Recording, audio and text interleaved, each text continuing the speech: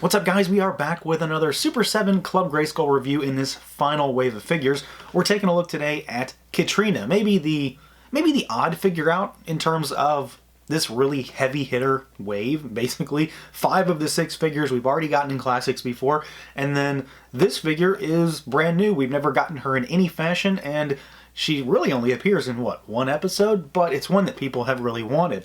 She comes with a brown mailer box. Of course, standard stuff for the line, and then, as is the case with all the other figures, we've got the Jawbridge style slipcase on this figure with the He-Man logo on the back, and then of course pop that off, and then you've got the figure there in the window, the big window. You've got windows on the top and the sides, and then the back of the package has got some Filmation style artwork for her, as well as a little bit of a bio. So let's do it. Let's pull her out and take a look.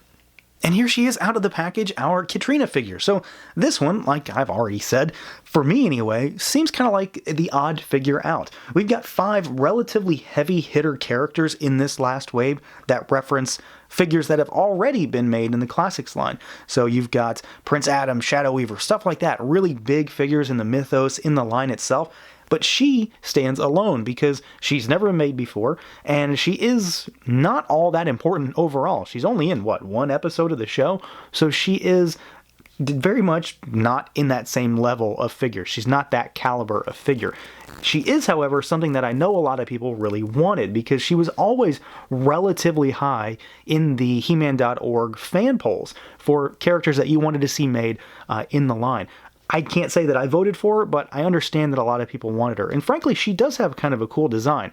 I'm not so sure it really translated perfectly to this figure, though. So let's take a look, see what she can do as far as articulation, because frankly, there's some wonky stuff going on here. We've got a head that can't do much of anything to start with. So she can't really look down because her hair hits her chest. She can't look up because her hair hits her back. She can only really swivel side to side, and her hair will, of course, hit eventually. You really can't get her to do much more than that without pushing it too far. Arms go out at the shoulders, but only go that far. They rotate. You've got a bicep swivel. We've got single jointed elbows, of course, and then you've got your hinges and rotation at the wrist. She does have a diaphragm cut, so she can swivel side to side, but she can't really bobble side to side too well. She can't go backwards at all, and she can only really go slightly forward, and even then, she kind of wants to pop back up. We've got legs that go out all the way, so she can at least do full splits if you want her to. She can kick forward all the way, and then she can kick backward all the way as well. There is no thigh cut, though. There's no thigh swivel. You can only rotate out and then swivel just based on how the joint is done. You've got single jointed knees, and then you've got rocker, and you've got hinges down at those ankles. So she is pretty standard for the line. There's not really anything missing, but at the same time, she is kind of unnecessarily hindered in ways. The only thing that's truly different about this figure is that she has a tail, which is, of course, unique to her. It's part of her design, and this can rotate. That's it, though. It just kind of sort of swivels back and forth. It doesn't really hinder her balance or anything either, surprisingly, but of course, you can move it to help kind of pose her correctly. So she is, again, kind of standard, but she is limited in how she can truly be moved. Now, when it comes to the overall look and feel of this figure, I think for the most part, this is relatively par for the course when it comes to females in the Filmation line. They've all kind of been wonky in some ways, and this one seems to be missing the mark a little bit. It is kind of bittersweet that this is the end, and I've got a figure that I'm not all that happy with. She's not really ruining my day by any means, but at the same time, I know there's certain things that could just be a little better here. Something just doesn't seem quite there for me personally. So you've got a pretty standard figure. You've got her little kind of collar piece here, which is just white. You've got her corset area here, which is blue. It does have a little shading on it, which is good, especially for this subline. Usually that's not much of a thing. So there's a little black shading on her chest and down in her midriff. It's also on the back. You've got the white bands and then the white gauntlets. No real sculpted detail there, just straight. And then you've got her fingernails and toenails are painted.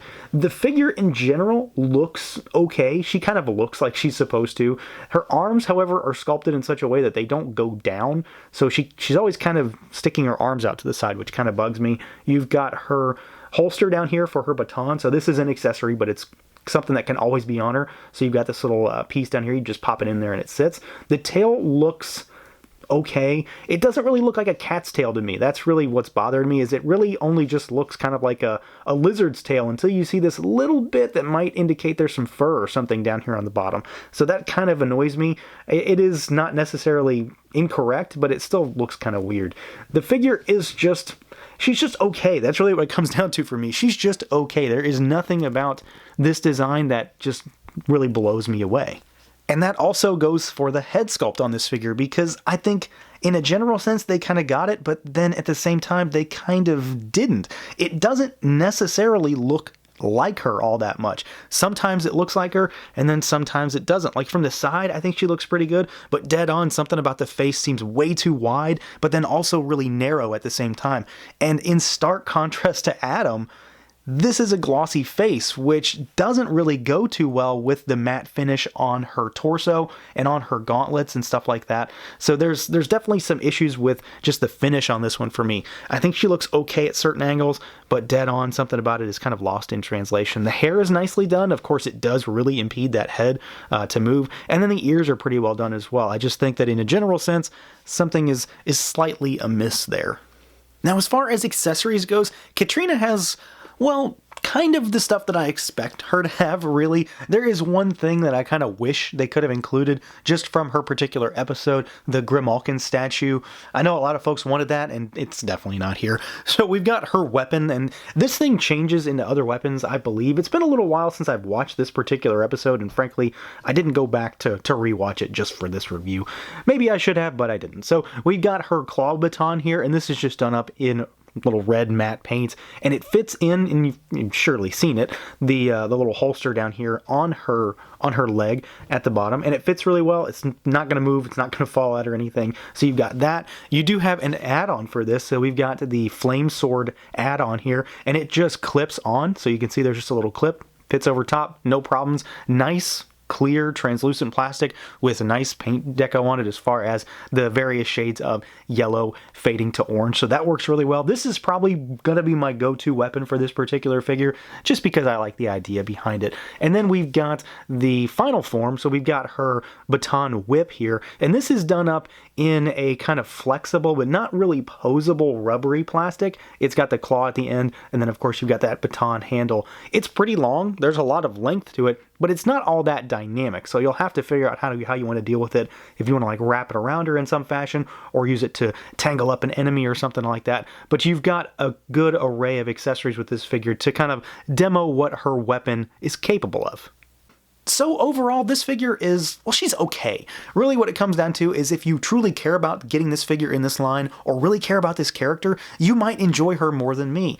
I never cared about getting this figure in this line, and I don't really care about KITTRINA as a character. She looks decent, but I think there are definitely some things that could have been improved. The face does not quite look right to me.